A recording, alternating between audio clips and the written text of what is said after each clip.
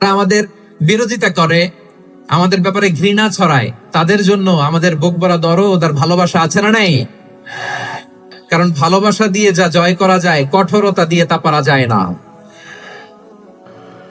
তো যারা বিরোধিতার জন্য আমাদের আলোচনা শোনেন তাদেরকে ওয়েলকাম।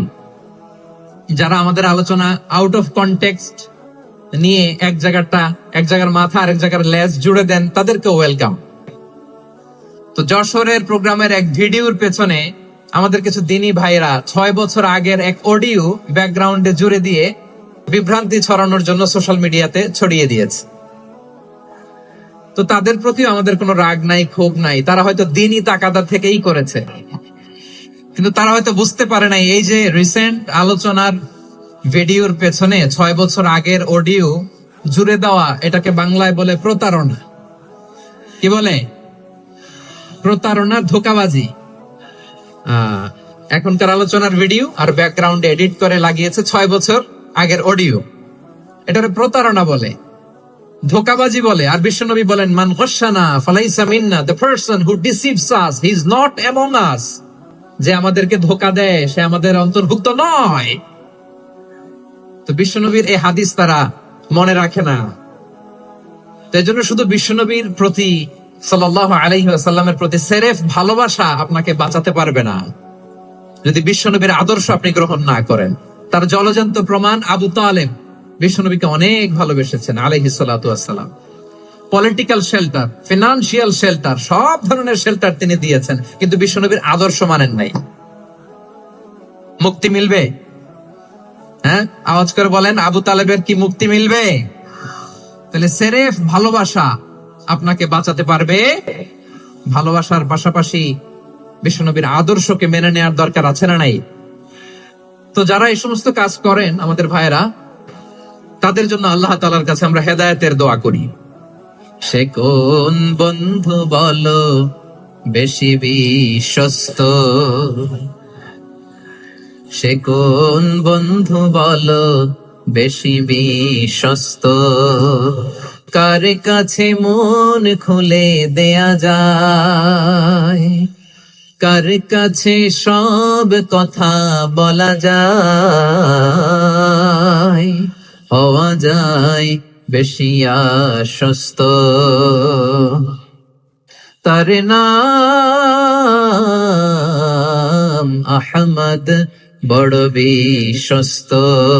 সে কোন বন্ধু বলো বেশি বিশ্বস্ত, কার কাছে মন খুলে দেয়া যায়, কার কাছে সব কথা বলা যায়, হওয়া যায় বেশি আশ্বস্ত। তার নাম আহমদ, বেশি বিশ্বস্ত।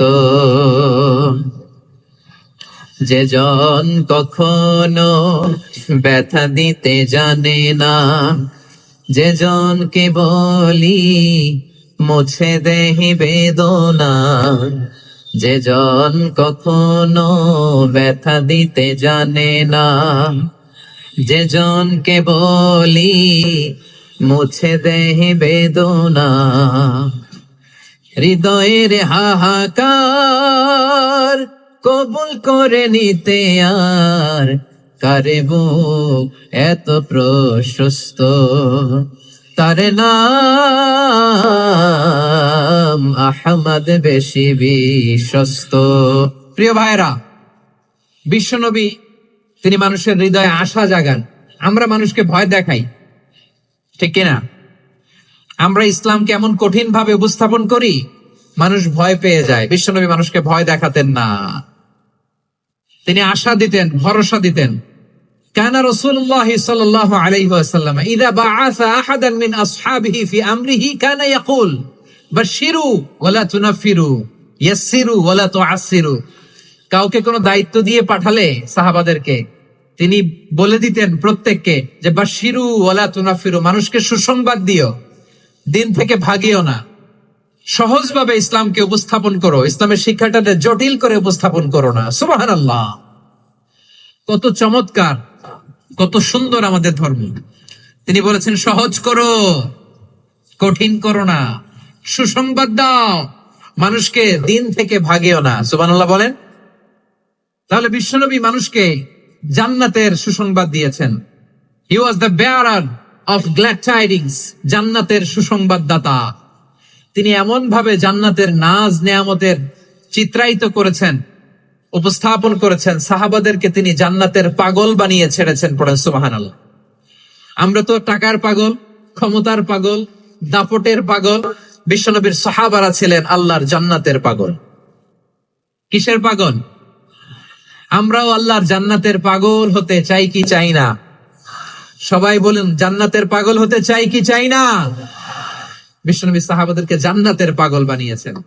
বদরের ময়দানে এই পাশে কোরাইশ, এই পাশে মুসলমানেরা। বিশ্বনবী জালামি ভাষণ দিলেন, বললেন, কুমু ইলা জান্নাতিন আরদুহা সামাওয়াতি ওয়াল আরদ উইদ্দাত লিল মুত্তাকিন। আমার সাহাবারা, ওই জান্নাতের দিকে ছোট, যে জান্নাত আকাশ জমিন বিস্তৃত। তোমরা দেখতে পাচ্ছ এটা বদরের ময়দান না, এটা আল্লাহর জান্নাত। আওয়াজ করে পড়েন আল্লাহু আকবার।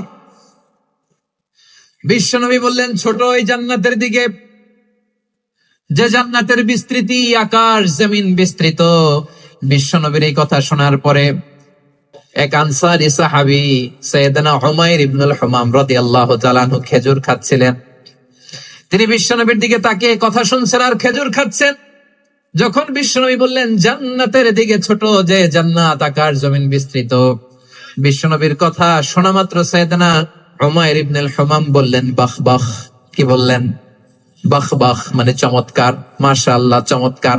আমরা ইদানিং কালে চমৎকার কিছু দেখলে ইংরেজিতে বলে ফেলি না, ওয়াও ওয়াও, বাহ বাহ, মাশাআল্লাহ। বিশ্বনবী বললেন, মা ইয়াহমিলুকা আলা কওলিকা বাহ বাহ ইয়া উমাইর।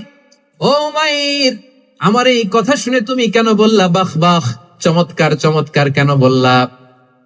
সাইয়েদনা উমাইর ইবনে হুমাম রাদিয়াল্লাহু তাআলা আনহু বললেন, ইয়া রাসূলুল্লাহ, আপনার এই কথা শুনে আমি বড্ড খুশি হয়েছি, আর আমি প্রত্যাশা করছি আমি যদি ওই জান্নাতের মালিক হতে পারি তাহলে কতই না ভালো হতো। সুবহানাল্লাহ বলেন।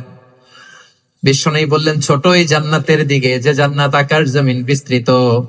আপনার এই চমৎকার মুখনিসৃত কথা শুনে আমার হৃদয়ের মধ্যে জান্নাতি হওয়ার বাসনা জেগে উঠলো, এজন্য বলেছি বাহ বাহ, আমি যদি ওই জান্নাতে যেতে পারতাম কতই না ভালো হতো। উমাইরের কথা শুনে বিশ্বনবী বললেন, ঠিক আছে উমাইর, জান্নাতে ঢোকার জন্য, এই জান্নাতের অধিবাসী হওয়ার জন্য যেহেতু তোমার এত আকাঙ্ক্ষা, আমি বলে দিলাম আনতা মিন আহলিহা, তুমি আল্লাহর ওই জান্নাতের অধিবাসী হবা। যাও উমাইর, তুমি ওই জান্নাতের অধিবাসী, ওই জান্নাত তুমি ঢুকবা, তুমি জান্নাতি। তার মানে সহজ কথায় তুমি জান্নাতি। সুবহানাল্লাহ বলেন।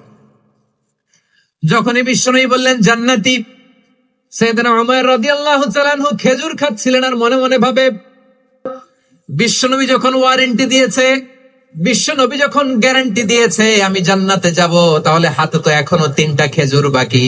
এই 3টা খেজুর যদি খাই তাহলে জান্নাতে ঢুকতে দেরি হয়ে যাবে।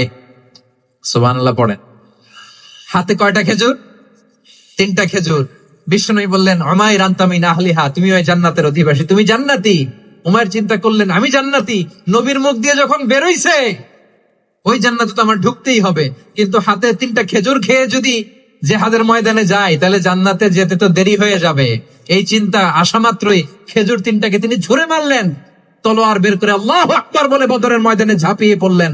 আল্লাহর শত্রুদেরকে কচুকাটা করে এক পর্যায়ে শাহাদাতের সুধা পেয়ে নিজেও জান্নাতি হয়ে গেলেন। পড়েন সুবহানাল্লাহ। আমরা দুনিয়ার বুকে আমরা হয়েছি দুনিয়ার পাগল, ক্ষমতার পাগল, সম্পদের পাগল, খ্যাতির পাগল। বিশ্বনবী তার সাহাবাদেরকে বানিয়েছিলেন জান্নাতের পাগল। পড়েন সুবহানাল্লাহ।